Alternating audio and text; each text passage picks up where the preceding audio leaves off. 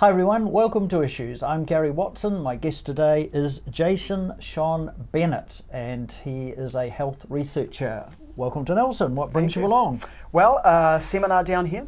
Came to do a seminar down here, which is great. We had a sell-out seminar and a lot of interest. So I get requests to come down here quite regularly because people here just love talking about health and learning about it. So what got you into all this? Well, my mum was very sick with toxemia when I was in the womb. So I was born at 7 months. I was a little 2'9" baby, very sick, very unwell. I ended up 6 weeks in an incubator. Then I developed asthma, hay fever, every cold, every bug, every flu that went around, digestive problems, bowel problems, weight problems, really bad skin problems. And this was back in the 1960s and early 70s. So at the time I was told it was just genetic. Bad luck, it's hereditary, there's nothing you can be doing about it. Take the drugs, and I was on 16 shots of Ventolin a day. I was on Intel prevention, I was on steroid injections, in and out of hospital, on ventilators. And I got to the point when I was 20 and I conceived my first son. This is 1987. And I thought, you know, if I want to be a good father and have a long, healthy life, I'm going to need to change something. But I didn't know what to do because I'd never considered that it had anything to do with diet. And I'd been told it was genetic and it was bad luck and take the drugs. So I started studying diet and lifestyle and environment in 1987. Over 4 years, I cured everything. I started learning about centenarians and fasting and longevity and vegetarianism and fiber and plants and whole foods and nutrition and all that stuff. And by the time I was 24, 25, I was completely cured. So now I haven't had asthma medication. I haven't had an asthma attack for 20 years, no medication, no hay fever, no allergies, colds, flus. I haven't been sick for 20 years. And it's simply because I changed my diet and lifestyle and rebuilt my gut health and the bacteria and my genetic expression. So that kind of started it. And ever since then, people have been asking me about how to get well and what do you do and have you written a book and all these things. So I've now written my first book, which is really exciting, the first of 10, because I've been researching for 25 years. And that's just come out and it's doing really well. It's in the Nielsen top 10 sales. So that's really exciting. So a lot of people are really interested. So that's when it started, and now I find myself teaching people how to get well. So Now, folks probably remember our first Issues program back on the 3rd of March had a program all about using foods to cure cancer. And we're going to take a look at some aspects of that during this interview today. But if you have an interest in living a long and healthy life, then today's program is exactly for you. Now, you've studied people over 100 years of age. Yes. And you've found some common denominators. Yes, it's fascinating, and I go into this in great detail in the book. What I call them is the centenarians, and they're the people that live long, healthy lives without drugs and without disease. And so you're looking at the Vilcabambas, the Abkhazians, the Okinawans, the Loma Linda population in America, Sardinians, Icarans. These are the groups of people all around the world.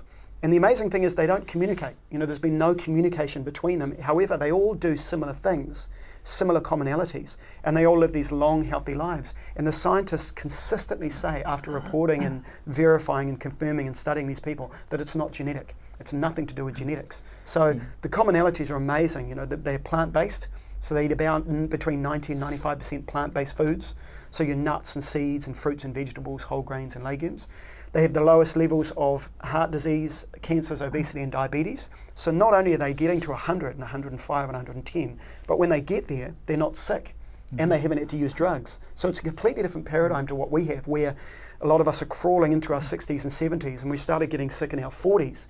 And a lot of us are on high blood pressure medication in our mid-40s. And I've got friends, you know, I'm that age, I'm in my late 40s, and a lot of my friends are on this medication. And yet you look at these centenarian groups, and it's not genetic. It's all about how they live their life. And these are people in their hundreds that don't know what high blood pressure is. And that these are people that have never known anyone in their communities who've ever had breast cancer. You know, yeah. So interesting. But there's no money for pharmaceutical companies or for doctors if everyone's healthy. Okay? Absolutely, yeah, it does make sense. So you end up with these pharmaceutical companies treating certain symptoms which may or may not be as a result of diet, which then causes other problems, and then you sell more drugs because of the side effects of the first one, and it seems to go round in a big circle. It is a vicious circle. Yeah, we really have got plugged into that whole thinking that we can eat ourselves sick and then drug ourselves well, and we can't, of course. And so one of my passions in life, my real passion and my kind of mission, I guess, is to really re-educate people, and for those that are interested, in that it's all about diet, lifestyle and environment, because we even know World Health, bowel cancer is a classic example. World Health Organization states that it's 3% genetic. so 97% non-genetic. And then we look at New Zealand, and we have the highest rates of bowel cancer in our women in the whole world. And you look at the differences between us and somewhere like Okinawa, which is just around the corner, essentially on the globe. It's not that far away, off the coast of Japan. And they have the lowest rates of bowel cancer. They have the lowest rates of breast cancer. They have one case of breast cancer in 15,000, one death in 15,000. We have one death in 12. So it's categorically different. And it's not genetic, as I keep saying, but I have to keep repeating it because so many people don't understand. So yeah, it is really interesting in that sense that when you really start to let people know and they understand that it's all about what you do every day, which then triggers your genetic expression, how well you are, then people can start making choices. And that's what I'm really interested in. Do you think that we've got a lot of nasties in our foods and then we're expecting the doctors to fix the result of that food? Yes, absolutely. And, I work with doctors all around the world, and most of the doctors I work with are wonderful people. They're doing a great job. They've got this expertise in medical intervention and things. It's wonderful. I don't have any expertise in that area at all, so I don't even pretend to go there. However, what I have noticed and what you do find is a lot of the crap that's in the food, and basically we're eating too much food and too much of the wrong sort of food. So that's the double whammy there. Too much food, too much of the wrong sort of food. If you can eat less food and eat better quality food, like you've just asked, and you don't have as much of that preservatives and pesticides and B grade and the glutens, fats, salts and sugars and all those things that we make all our modern food with, if you can remove that, your health literally transforms.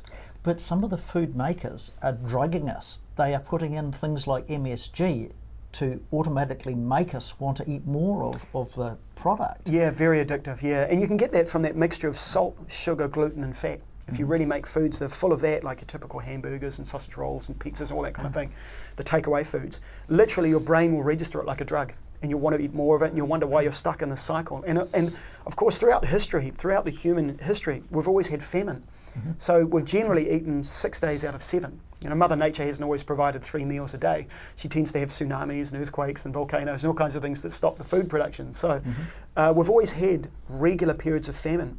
And for the first time ever in human history, for the last 40, 50, 60 years, we've had an abundance of food and no famine and the wrong sort of food. So when you put those 3 things together, you get this explosion of Western disease, which is what we're suffering with. Yeah. One other, and doing a bit of research here, is that things like carbon are really bad for us as well, where sometimes we go and buy a burger from one place, seeing that it's fried, and then we go to another place to see that it's grilled. Yes. But in actual fact, the grilled one with all the carbon on it is actually worse for health. Is that true? Yeah. Well, you can get things AGEs they're called, and they tend to, when you're cooking, particularly cooking meat and those kind of food products, they will evaporate into the fat, they'll hit the flame grill, and then they'll turn into steam and attach themselves back to the meat, and that's called AGEs, and they can be very, very damaging for humans, just like trans fats in the fried foods. So I always try to look at it from the perspective of what are the key big things we can do to get well. We can eat more plants, we can eat more fibre, we can eat locally, we can get more sleep, we can lower our stress, we can cut back on the alcohol or give it away. We can not smoke, those kind of things. So yeah, looking at those big picture aspects of what really makes the biggest difference for our health. But if you say to a person who's already stressed, look, don't stress because it's affecting your health, you haven't actually offered them anything. What can you tell a person that is stressed that they can do?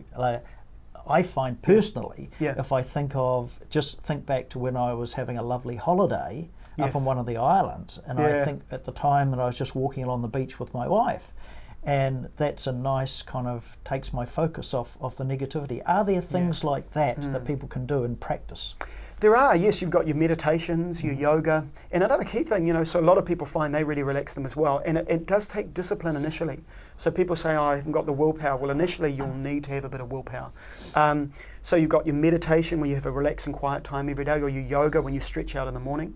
But another key thing people underestimate dramatically that lowers their stress, apart from how they relate to the world and how they see things, is their diet, because you can eat yourself well or eat yourself sad, but also routine.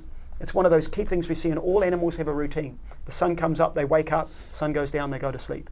So routine, having a regular waking up time, a regular going to bed time, a regular exercise time and regular meal times make a huge difference to the stress levels. And we do live in this extraordinarily stressful time where we've got machines that can wake us up and send us to sleep and keep us awake all night, and it's a real problem. But most of our stress is man-made stress anyway. It is. We have the odd natural disaster that occurs. Yes. which is beyond our control. But Yeah. most of the stress is what we impose on ourselves. It And is. particularly governments are very bad at it. Yes, yeah, look, we live in a very, very stressful environment, absolutely. And so my way of dealing with that and advising people on that kind of thing is you can influence your diet, your lifestyle, and your environment. They're the three areas you can influence the most. So changing your diet, changing your environment, how you see the world, and changing your lifestyle and changing your environment. And if you can start to understand those are the three most important things, then everything changes. Right. We're talking with Jason Sean Bennett. We're talking about diet. We're talking about your health and some of the things that you can do to improve your quality of life and, of course, the length of your life and having a high quality during that period. We'll take a short break. Back shortly. Why would you want to pay as much as $1,000 for a single bed mattress when you can buy a high quality locally made mattress like this for as little as $220? And a queen size mattress could cost you in excess of $3,000, but at Nelson Beds you could have a mattress like this as low as $425. So why would you go out and spend a fortune on your child's bedroom when you can come to Nelson Beds and buy a complete single mattress and base set, a 7-drawer Scotch chest, a headboard and a 3-drawer bedside cabinet for as little as $979? So call and discuss our custom manufacturing options and local after sales service at Nelson Beds, Nelson's only bedding manufacturer. Hi, I'm John McMillan at the Nelson Power Tool Centre. We have great prices on all the top quality brands of power tools. Tools and equipment at our showroom, 146 Tahunanui Drive in Nelson. The Nelson Power Tool Centre, the specialists that stand behind and service what we sell. Discover the Belgrove Tavern just 20 minutes south of Richmond on State Highway 6 for meals, functions, weddings, barbecues and garden bar with lots of room for kids. Come and see us. The majority of information in our life comes to us through our vision. With only one set of eyes to last our lifetime, it's important that you look after them. For over 20 years, Carrington Eye Care has led the way in providing the Nelson Tasman region with professional eye care. Our team are committed to providing you and your family with the highest standard of eye care. As part of this commitment at Carrington Eye Care, we recommend Crizal lenses. Crizal is a revolutionary lens which repels dust and fingerprints. This means it's easier to clean and stays cleaner longer. Visit us at our Nelson, Richmond practices and ask about our Crizal satisfaction guarantee.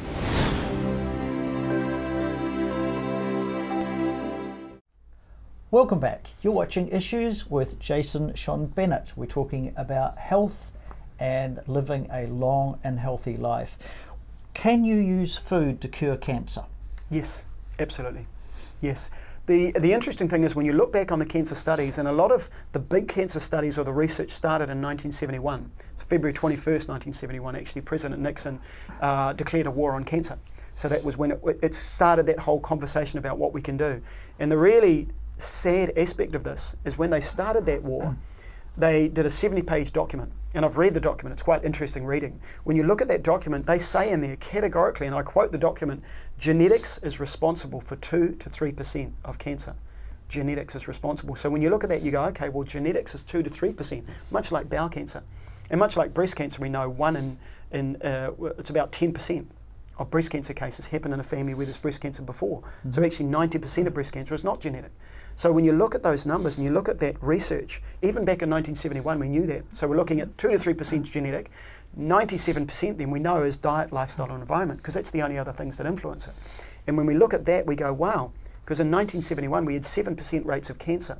Now we've got 29% rates of cancer all over the Western world, and America is now predicted to, and I look at the research and science every day, and I can tell you right now they're predicting the next 18 months cancer will overtake heart disease as the cause of death in America. Now if that happens in America, it will filter through everywhere else, because all the rest of the world is following. Canada, Mexico, New Zealand, Australia, Europe, we're all following in the footsteps of America in terms of the diet.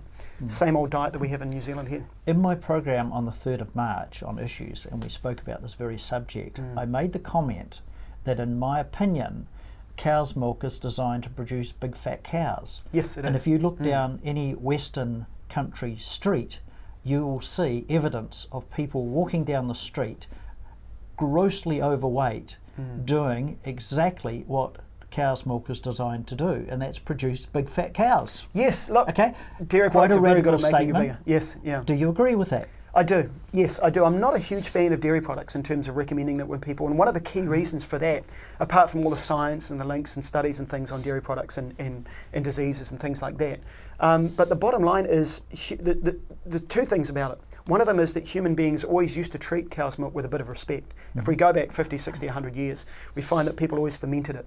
So you'd have living raw yogurt, which actually had probiotic bacteria and things, and that is one of those dairy products that for some people can be beneficial. So there's that aspect that we've changed how we process and make the product. But secondly, it's more about most people don't tend to work well with dairy products, and most Kiwis, I find, are chronically constipated. And I work with thousands of people all over the world. We work with people in 9 different countries, a lot of Kiwis, a lot of Australians, and I find one of the key problem areas for Kiwis is that we're chronically constipated, meaning we go once a day instead of 3 times a day, which is the colic gastric reflux. And that because we're lacking in fibre. And lacking in fibre, we're eating too much foods that have no fibre, and of course dairy products are essentially a whole lot of fat and no fibre. And so when you get that, you get trouble. But humans are the only mammals as adults that consume dairy. No animals do they? No, they don't. They just have it as just part of the growth spurt. And like you said, it's designed to make a small cow grow into a huge cow in a very short space of time. So dairy is promoting rapid cell growth. So if your immune system is down and you are consuming a lot of dairy and a lot of sugar, which is the fuel for cancer, isn't it? Yeah, alcohol, sugar. You just increase your chances, and alcohol in there is going to help blend it into your system better, isn't it? Yeah, and alcohol damages your liver dramatically. We know the links with alcohol and liver disease and liver cancer, and of course that's one of the biggest growth markets in the world in terms of disease. In the South Island, we're growing at about 36% a year with liver disease. Jason, if a person has got a tumour and they have had, I guess what you're saying is that it's a whole combination of things. That if you've had the tumour removed surgically and you've had your radiation and you've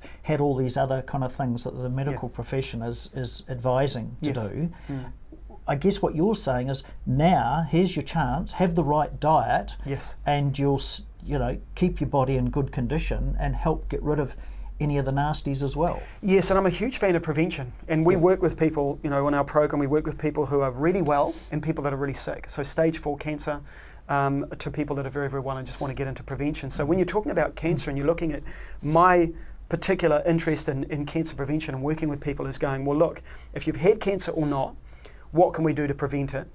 And what are the dietary steps we can take? What are the food steps we can take? What about the lifestyle steps like you mentioned about stress? What are those things we can do? Because it's all about creating an environment or a body terrain, is another way of saying it, that does not grow cancer, that doesn't support the growth of cancer, and how you can do that really effectively regardless of what kind of treatment you're on. And we work alongside a lot of doctors who are treating people with cancer, cancer patients.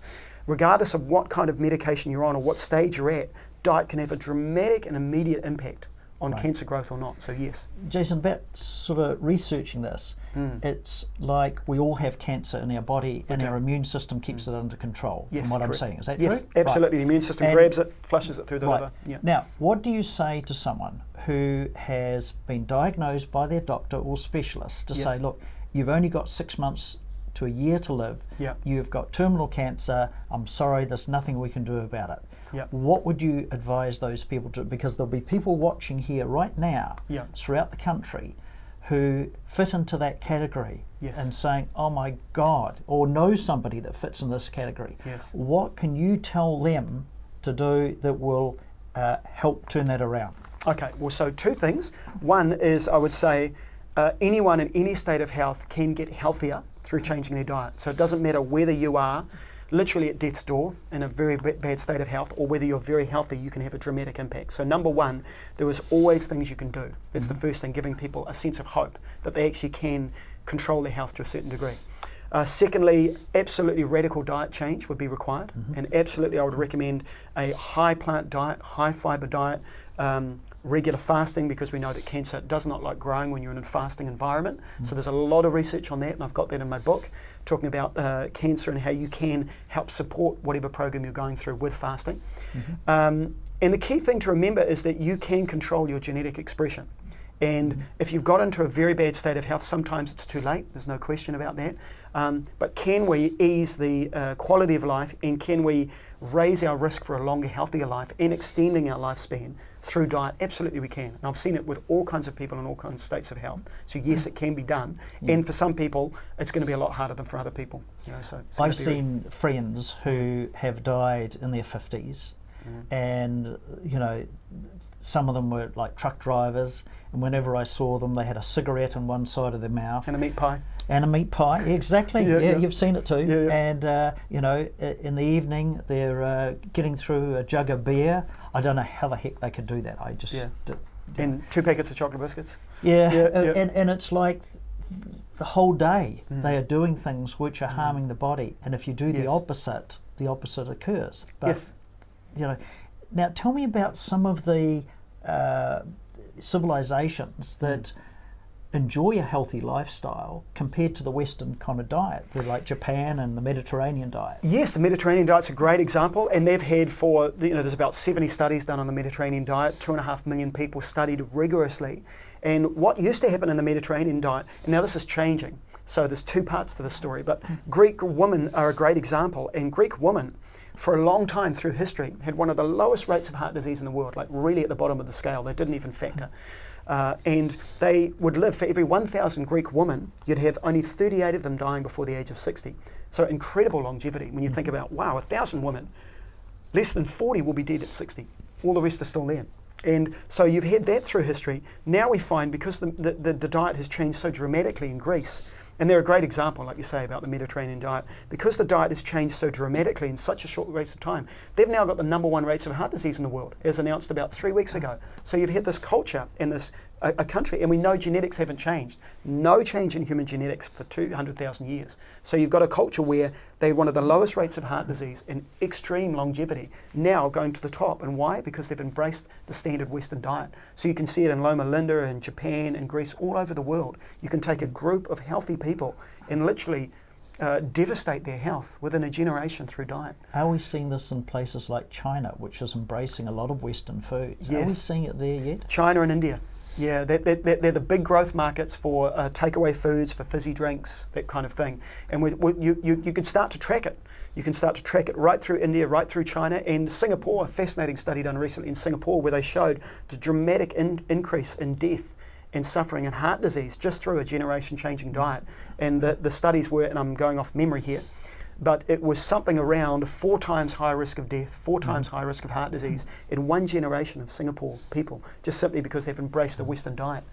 Do you think we need to take our doctor's advice absolutely gospel, or should we do a bit more research? Because remember, it wasn't so long ago that doctors told patients it was good for them to smoke cigarettes. Yes, back it was. in the 50s. Yes, right? It wasn't that long ago. Yes, correct. Yeah. So just as that occurred then, and just as there are certain things happening today, I understand that doctors are not actually taught at any stage throughout their qualifications the effect of food on people's health. Yes, and I actually go into this in the book as well. I talked to a Queenstown doctor.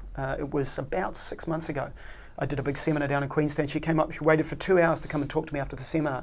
And she said, look, I love what you're talking about. I love the way that you talk about health. I love your diet and lifestyle advice. She said, I studied for 7 years to be a doctor. I had less than 1 day on nutrition. She said, look, we don't have any idea about nutrition at all. So working with people like you is great. And look, I love working with doctors because they have an expertise in medication and drugs that saves lives, and it's wonderful. And I have no idea about that.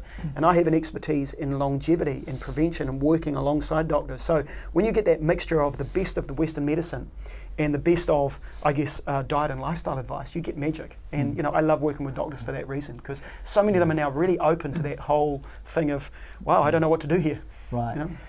Well, I probably need to come clean a bit here, because my wife and I, we've been married over 41 years and we have been vegetarians for pretty well all of that time. Yes, and correct. we are moving more towards a vegan diet. Yeah. And my problem has been things like ice cream. I absolutely love ice cream. Yes, it is and good. also I love cheese, right? Yeah. And my wife has been making this vegan cheese and it's absolutely delicious. And once you get past this kind of mindset that it comes in a square block from the supermarket, or it comes all grated ready to go. Yes. And the same with like ice cream. She's making ice cream with bananas and coconut cream. Yep.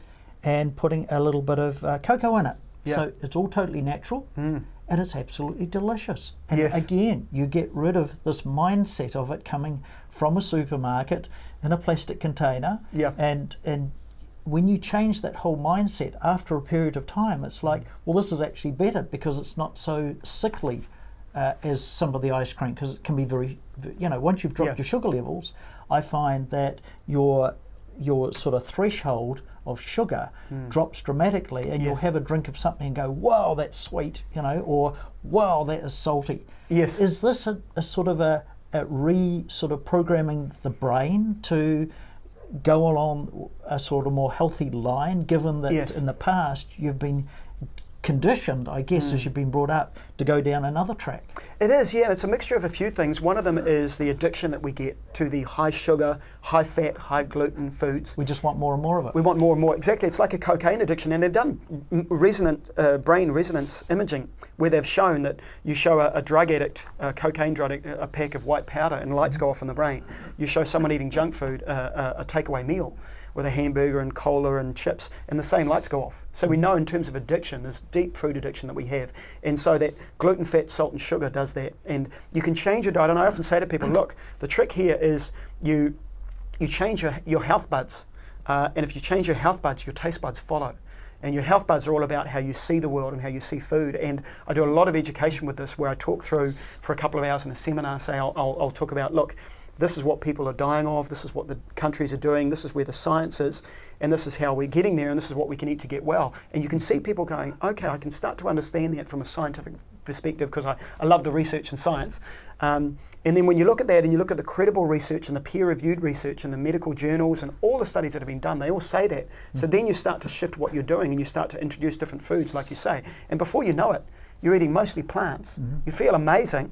Your bowel's going 3 times a day, which is the design. And of course, when you've got a clean, healthy bowel, you've got a much healthier liver.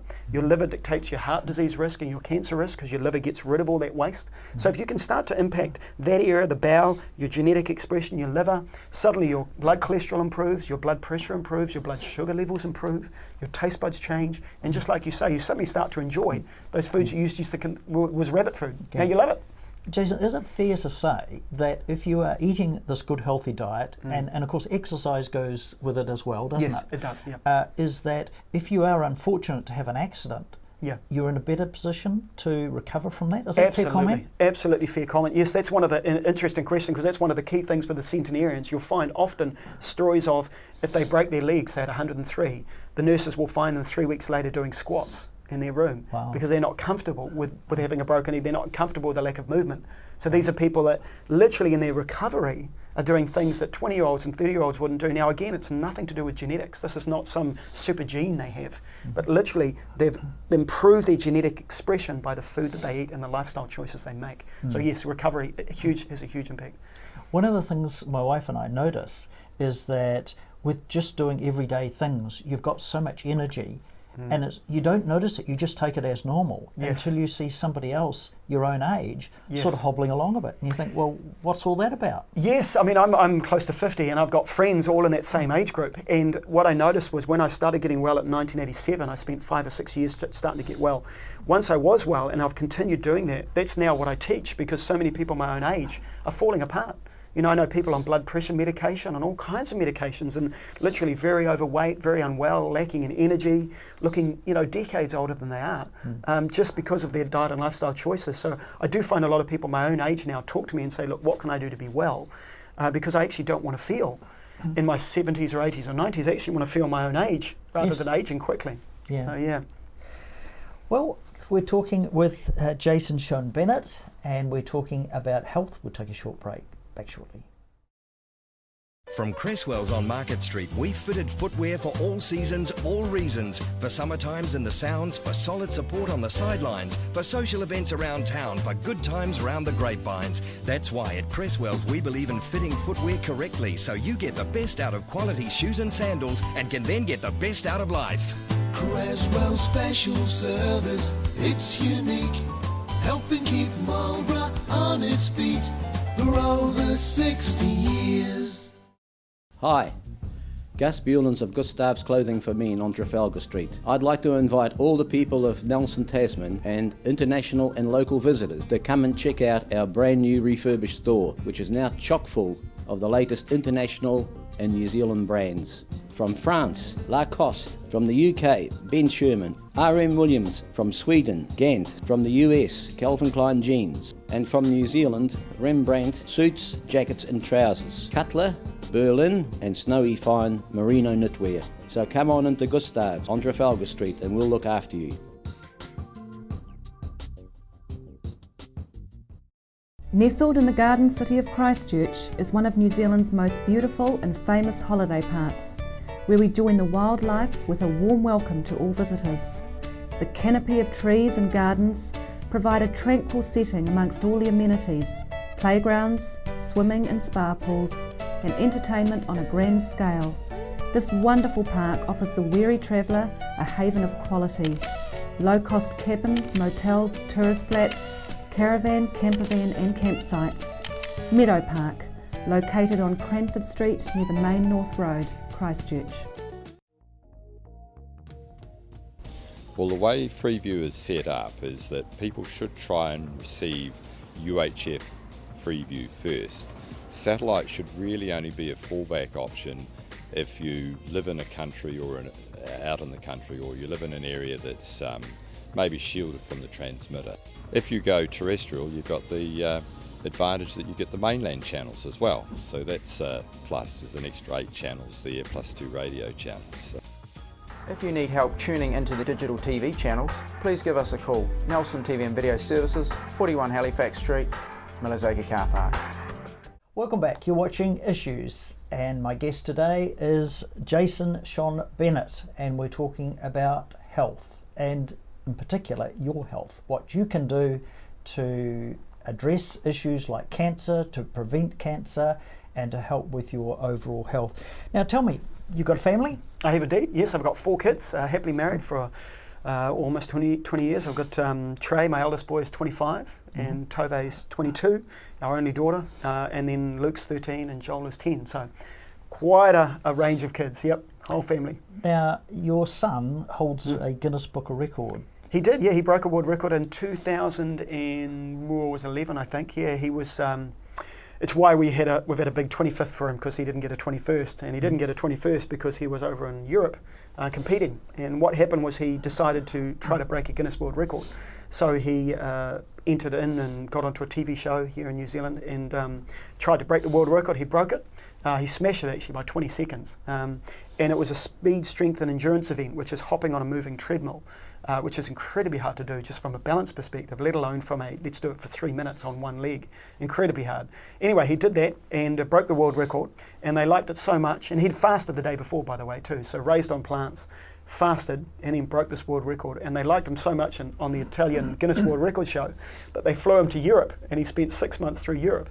And when so he was no there, meat, all this strength. Yeah. No meat. meat. Yeah. I mean, some of the world's greatest athletes, no meat. I mean, Carl Lewis, some of the most incredible athletes in the world had their highest peak athletic performances when they were strict vegetarians. So fascinating stuff. Yeah. And when Trey was in London, he had 5 days in England, 5 days in London, I should say. Of those 5 days, one of the days he wanted to go and visit our great-grandmother. This is my grandmother, my step-grandmother, I should say, so because some people think, oh, you've got good genes from her. No, I don't. She's my step-grandmother. But she was an amazing grandmother to me, and she, at the time, was 101. And he got on a bus and then a train, went and visited her, sat down with her and spent a day with her, and she was so interesting at 101 that this 21-year-old kid spent 3 of his 5 days in London with her, because she was that interesting. And she's got an amazing story. She, in 1930, at the age of 23, decided to give away all animal products, all processed food, all junk, and become a strict vegetarian. And she then lived another 81 years till she was 104, and she was looking after herself at home on her own at 103. And the last time I saw her, a few years back, she came and picked me up from the bus. We walked back to her place. She went to the garden and picked a whole lot of fruits and veggies for us for lunch. We had this big salad she made, and then she sat and talked with me for hours, sharp as a tack at 101 at the time. Amazing woman, and she was a real mentor for me in what it actually is to live a long, healthy life free of drugs and disease. And she walked the talk. Yeah, amazing stuff. Yeah. We've actually put in a garden ourselves, a raised garden, and it's all organic. and we've been growing things on there, and I'm astounded because I'm not really a gardener. Yeah. We've been growing things like kale, which are very good for you, aren't they? The kale's amazing. It's just a simple way to get that goodness from the cruciferous But it family. grows so easy. Yeah, it's like a weed. And I mean, that's the irony. Things like dandelion. I mean, dandelion's a weed. It grows like a weed. And yet it's the richest source of vitamin D in the plant kingdom. And it's the best single food for your liver. And your liver, of course, predicts heart disease and cancer death rates. So phenomenal. So dandelion tea would be particularly good for some of the elderly who don't get out in the sun. Yes, absolutely. Really good for the elderly. And also you can throw it into a smoothie as well. You know, so you can make up your green smoothie. We've got free recipes on the website. If anyone wants to know how to do that, they can go to our website and make up a smoothie and put little bits of dandelion in that smoothie. And that will help the liver. One of the things I noticed with this garden is by getting out there with the hoe once a week and just going around it while the weeds were just tiny little things that you could hardly see, that you kept well ahead of the weeds. Yeah. And so no sprays. Yeah. We did have a few white butterflies around, but that became like a game. Okay. Right. You get the hose and you just, with a plunger on the end, and you try and shoot these butterflies with the hose. Right. It's great fun. Keep them it's away. like a national sport. Okay. So there are things you can do, but obviously you can't sit in front of your garden all day. But there are things that you can do without using sprays, isn't there? Absolutely, and there's companion planting as well, so you can plant different things next to other things to keep the bugs away. And growing your own veggies, if people want to know what is the single best way I can get nutrition into the body, control your soil. If you control your soil, you can control what nutrition goes into the soil. You control the goodness of your plants. And then your health is literally in your own hands. That's interesting because we had planted some broccoli, and some of the broccoli got white butterflies and the holes in the leaves and so on. Yes. But the broccoli we planted between the dill and the lemon tree had nothing on it whatsoever. Yeah, it's an amazing Which science. one was doing the job though? Yes, I have no idea. I'm not an expert in gardening, but my mum is. She's an organic gardener and she's amazing like that. And you go to her place, she's in Cheviot down here in the South Island. So I don't know what they actually are, what the companions are, but I've seen people who are doing it and I've seen it in gardens, and it's phenomenal when you see it because you can literally be a smart gardener and grow things in areas such that the bugs don't want to go near them because of the other plants they're with, and they tend to strengthen each other's way of growing as well, different plants. So I must look into that a little bit more for next year. Yeah, interesting science there. Now, is a vegan a promoted vegetarian? Yeah, I love the place the vegan first came from. I love that whole story about where it was first invented. Was a man who he thought that veganism was the beginning and the end of vegetarianism. So he took the V-E-G at the beginning and the A-N of vegetarian. So he said it's the beginning and the end of being a vegetarian. That's a vegan. And I thought that was fascinating because my grandmother essentially was a vegan. She occasionally had a little bit of milk in a cup of tea. That's the only thing. She only did that because she didn't like the taste of soy milk at that time. So she said, I'd be a vegan. She said to me at 101, I'd be a vegan in a heartbeat, but I just can't stand the taste of soy milk. So for her, it was just that tiny little thing. On doing some research though, there is a lot of negative comment about soy, but it seems to be, it's the processed soy. Correct. And if the organic soy is used as in its original state, it seems to be on the good side of the fence. It is, yeah. And is that the same with other things like sugars and and wheat and all kinds of things? Yeah, and soy. And you're right, it's a great question, and I get a lot of people ask me about this, and it's very, very simple. If you take the soybean itself, which is an absolute superfood, it's one of the top 5 or 6 foods in the world in terms of nutrition, and you actually soak it overnight, you rinse the water, you then ferment it, or you cook it well and you add nigari to it, you create good quality organic tofu, or you ferment it into tempeh or tamari, or the superfood of all fermented foods, which is miso. If you can do that, then you have an incredible superfood, and that's what they do in the Asian cultures. So you've got the Japanese, the Chinese, a lot of the cultures with really incredible longevity rates, eating enormous amounts of soybean. A lot of those cultures eat 12 to 15% of their daily food is good quality soy. So all of the kind of the rubbish about soy will kill you is just completely untrue. When you look at some of these eldest, longest lived populations have an enormous part of their diet being soy foods every single day for 100 years.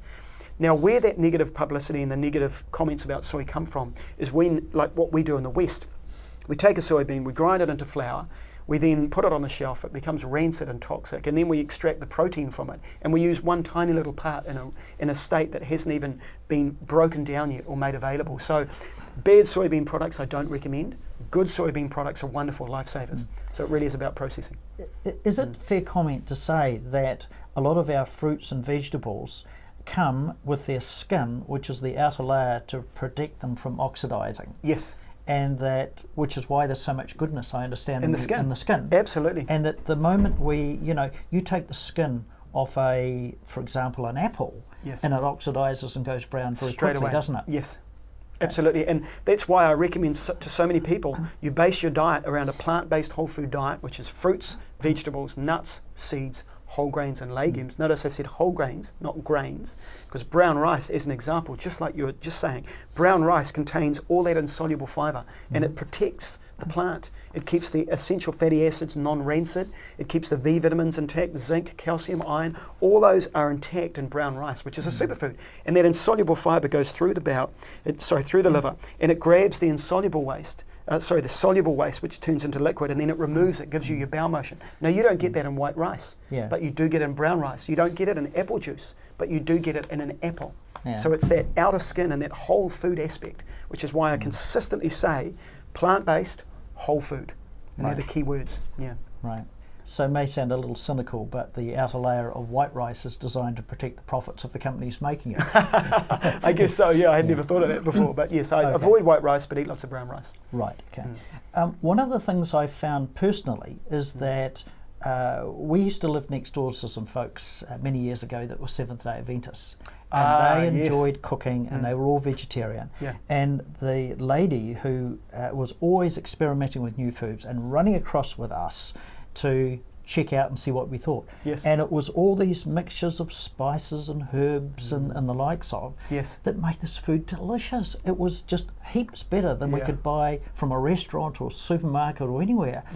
So my wife latched onto this real quick, and we have a lot of herbs and a vegetarian diet. Spices, absolutely. When I go out sometimes to a restaurant, I find some of the food is quite bland. Yes. Is that something you've noticed? Absolutely, totally notice it. And you look at the Indian culture and the Asian cultures, they base their cultures around those high vegetarian diets, and your spices, your gingers, your garlics, your turmerics. And when you look at those herbs and spices, not only do they flavour a meal and bring out that, it's your classic. A potato is a potato, but when you roast it and you have garlic and rosemary, it becomes just nectar, isn't it? Yep. You know, it's incredibly simple to take foods and with the right herbs and spices create incredible foods. And not only that, the herbs and spices have medicinal qualities. Right. I did a 90-page research project on ginger and garlic a few years ago. And when you look at ginger alone is just a superfood. It's phenomenal.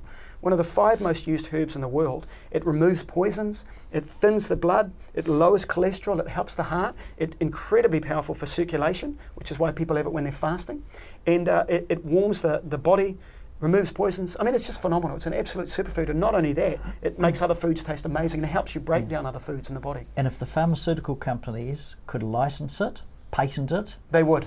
They'd put it on the market and it'd be their top seller, wouldn't it? Absolutely it would. Yeah, ginger's just amazing. I mean, it's so many different aspects to ginger, and it's incredibly cheap. But it's easy to grow too. Easy to grow. Yeah, exactly. It's a phenomenal superfood. So as much ginger, garlic, herbs and spices you can have, flavouring your own meals, you'll do really, really well. Yeah. Of course, I suppose you have to be careful not to overdo it and have the right kind of balance and a bit of experimenting.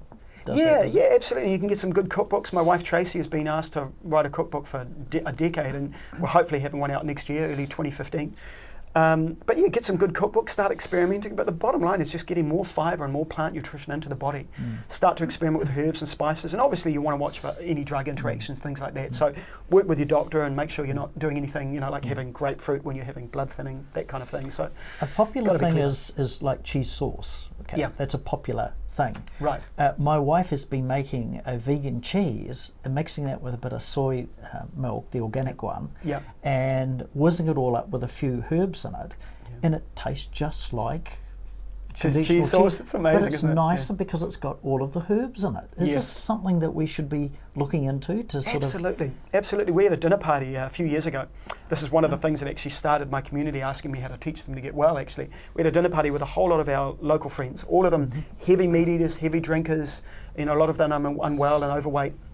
We had a dinner party and we didn't tell them. But what we did with the dinner party was just serve everything plants, just nothing but plants. That's all we served. And we had an entree, and we had a main course, and we had a beautiful lentil dish there, and a chickpea dish there, and some hummus, and we had some salads and roast vegetables. It was just gourmet. It was beautiful. And they all loved it. They ate it all. They just were like, this is a beautiful meal. Thanks, Tracy. Really delicious. And then I brought out my my chocolate coconut flan for dessert.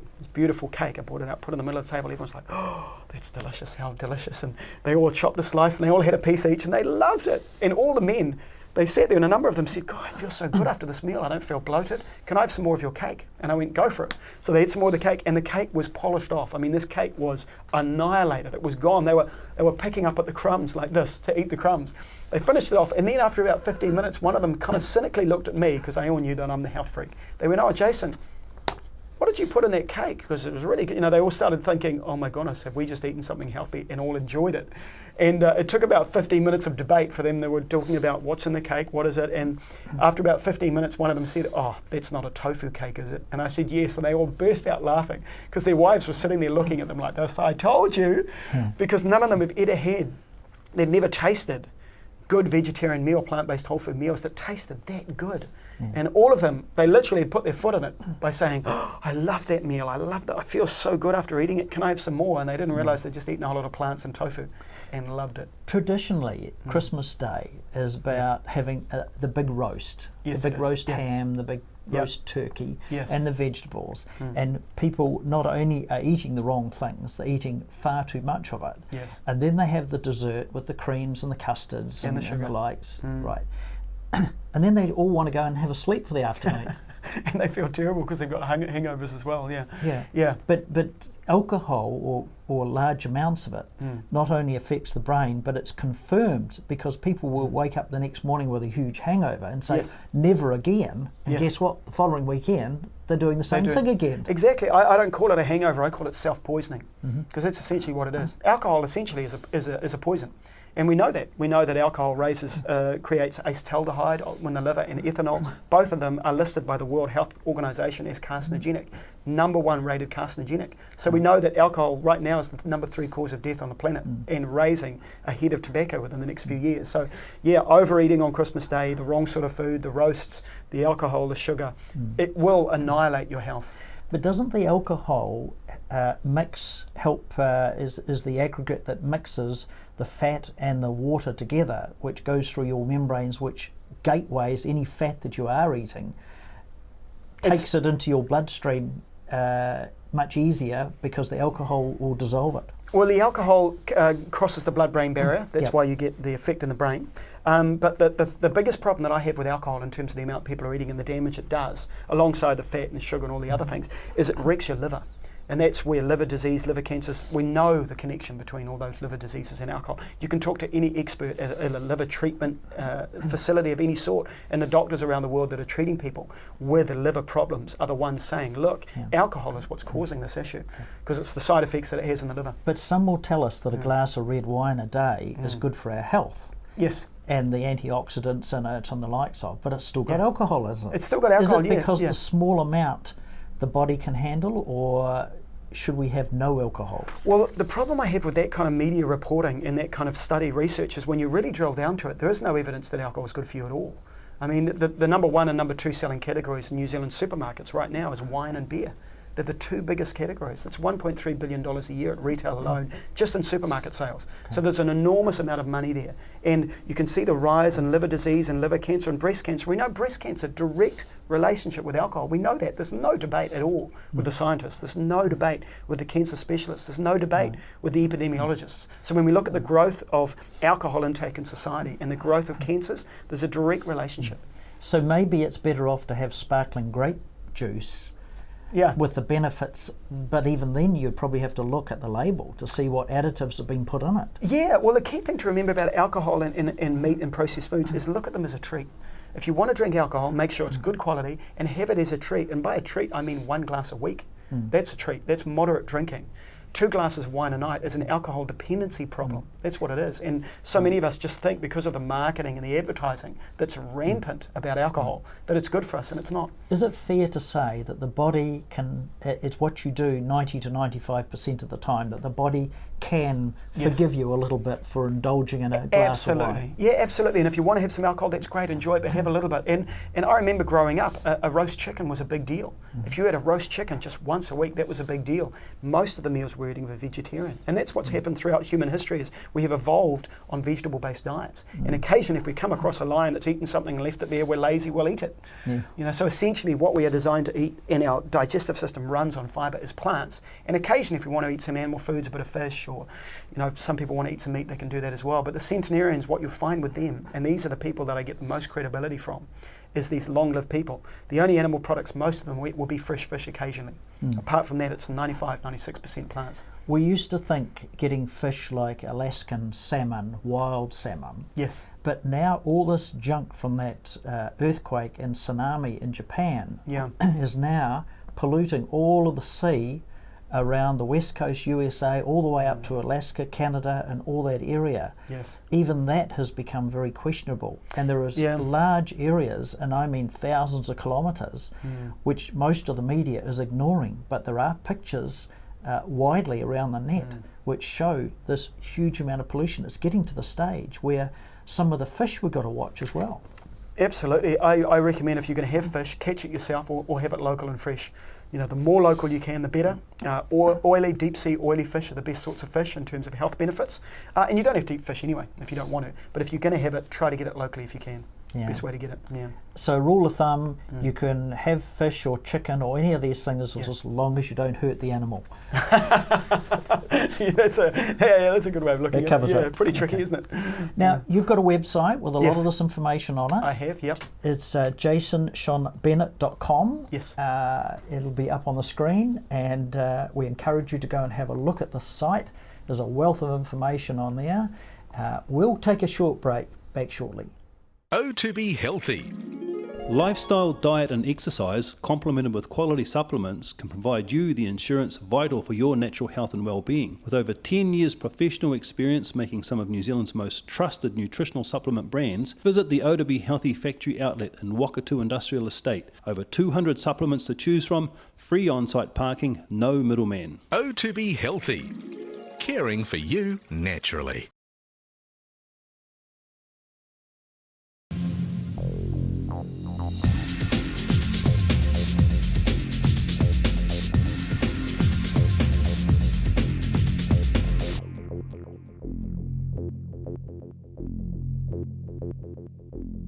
Waimea Telecommunications, specializing in free-to-air digital television, internet broadband connections, telephone and telecommunications systems. Call Julian Toon at Waimea Telecommunications on 544-4203. Hi, I'm John McMillan at the Nelson Power Tool Centre. We have great prices on all the top quality brands of power tool. Tools and equipment at our showroom, 146 Tahunani Drive in Nelson. The Nelson Power Tool Centre, the specialists that stand behind and service what we sell. Welcome back. You're watching Issues. My guest today is Jason Sean Bennett, and we're talking about health. We're talking about the benefits and the quality of life.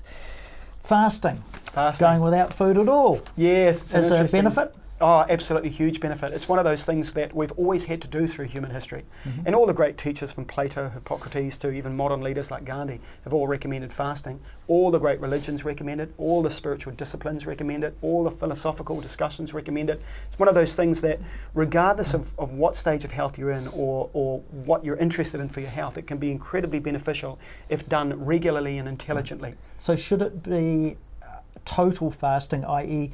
are you allowed to drink water and say fruit juice? Yes. Or not fruit juice. So I'm a fan of vegetable juice fasting. Oh, vegetable juice. Not fruit juice, but vegetable juice. And why not fruit juice? Because we're all over sugared. Yeah. Now fruit's amazing. We've talked about that. Fruits are superfoods. The world's healthiest, longest lived people have more fruit than we do. They have a lot of fruit, but they eat it whole.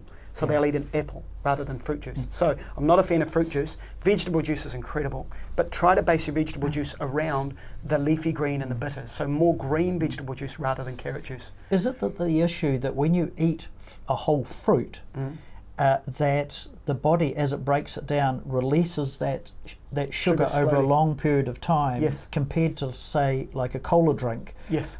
where it's a huge inrush. Is that what we're talking about? Yeah, that's a simple way of looking at it, but the sugar inside of cola drink, of course, is processed, and there's all the other synthetic chemicals as well. There's nothing remotely beneficial in any kind of sugar. But isn't there a big inrush? There is a big rush of sugar. It's all ready to go straight into your intestines. It goes straight in, you get a spike in blood sugar levels, and that can lead to diabetes over time. We've seen all the research on that. There's a lot of research on that. And when you eat a piece of fruit, it's full of fibre, that's soluble and insoluble fibre, which also slows the digestion down, and it stops you eating a lot. For instance, you can't eat 20 apples at once and get 10 teaspoons of sugar. You can't. The body just cannot eat that much, but you can have a can of cola. And you see some kids, don't you, which are all sugared up and they want to run around the roof and they want to... Yes. I've seen that in a lot of children, absolutely. Right. Yeah. So fasting is one of those amazing things that, when done intelligently and regularly, is incredibly beneficial. So should it be for 24 hours? 36 hours actually. 36 hours. What you want to do is you finish your dinner, say on Monday, as an example, finish your dinner on Monday. You then don't eat through the night. You don't eat on Tuesday, and you don't eat through Tuesday night, and you start eating again on Wednesday. So that's what I recommend, 2 nights off and a day in between. And that's when you really get the benefits, and just doing it when so it you suits. can have vegetable juice and water? And water, some herb teas as well. Okay. So no coffee or tea. What or about cola, green tea? You know. Green tea's okay for most people, totally fine. Yeah, it's a wonderful food. All right. Now, are we all eating too much, particularly our evening meal? We are. We're all eating way too much. When you look at the centenarians, they tend to eat around 1,900 calories a day. 1,900 to 2,000 calories a day, and that's men working in the field. So these are people that are lean, that are healthy, that are eating a lot of good food, but they're eating high fibre foods. So but you can eat 5 times that by just going to one of the fast food outlets. You can, absolutely. It's incredibly easy to eat 2,000 calories in one meal, and then a lot of people are eating 6 meals a day. So these centenarians tend to eat 3 meals a day. They eat around the 2,900, 1,900 calories. And they live a long, healthy life. And we've seen the studies in worms and mice and rodents and monkeys and everything, all saying the same thing. Eat about 30% less than we do, you tend to live about 30% longer. Now, it's just an observation I have, but I wonder if there's any truth in it, that I often find by looking at a person's face, you can tell whether they're a heavy smoker, whether they're heavy into alcohol, and whether they are looking after themselves, and particularly the eyes. Is there any truth in that? There is, yeah. The body basically is one big organism. And one of the mistakes we make is we try to separate things out, like, I've got a tumour here, I'll chop it out, therefore I won't get cancer anymore. You know, whereas what grew that in the first place, if you're continuing those kind of diet and lifestyle habits that grow a disease, it will continue to grow somewhere else afterwards. So facial diagnosis is fascinating. I've read some of the Your Face Never Lies books, fascinating stuff when you start to look at how to map the human body in the face, and you know, the heart here and the sexual organs and the stomach and the large intestine, and that's why a lot of people get cold sores on the bottom lip, because the large intestine is blocked, and how it shows itself up on the face is in the bottom lip. So yeah, it's a fascinating science, that one. Can't that also be a result of the herpes virus? Yes, it can. The system? And what triggers that and sets it off, of course, happens in the gut, because that's where your weaknesses occur. So when your gut is full of fat and your immune system gets weakened, then of course you're not as able to protect yourself. Therefore, any weakness in the system starts to come out. So yeah, it's an amazing myriad of ways the human body works. Right. Well, Jason, thanks so much for coming and seeing us today. It's been a real inspiration. It's a subject that my wife and I are both very keen to hear your comments about and your advice. And we appreciate you coming in and seeing us. Pleasure. Thank you so much for having me. I appreciate it. Love to come back any other time. Yes, you're very welcome, and would love to have you back. That is Jason Sean Bennett. We'd encourage you to go and have a look at his website. It's on the screen now. If you would like to see this program again, go onto the Mainland Television website, just Google Mainland TV, go onto Video on Demand, and you'll see the issues programs on there. They're all on there. You can go and watch them, and hopefully you'll get something out of this program. If you or someone you know is having a serious health problem, then all these comments are there as suggestions. Neither of us are qualified doctors or specialists, and it's simply there of repeating information that we've all seen on the web and studied, so please don't shoot the messenger. If you have a comment on any of our programs here, you're very welcome to email us here at issues@7-media.net. Till next week, look after yourself.